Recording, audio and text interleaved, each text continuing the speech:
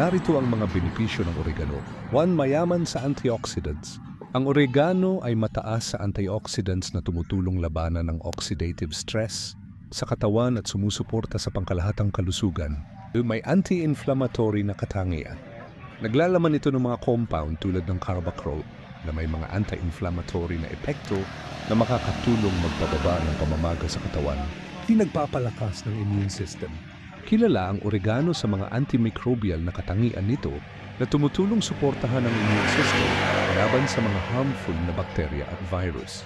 Tumutulong sa pag-digest. Yung oregano ay ginagamit sa tradisyonal na medisina upang matulungan ang proseso ng digestion at mabawasan ang mga sintomas ng indigestion o bloating. Nagpapabuti ng kalusugan ng paghinga. Ang oregano oil ay ginagamit sa ilang mga tradisyonal na gamot upang makatulong sa pagpapagaan ng mga sintomas ng mga kondisyon sa paghinga tulad ng ubo at sipon. Paalala, ang mga benepisyong ito ay base sa mga tradisyonal na gamit o mga pag-aaral at hindi ito kapalit ng medikal na payo.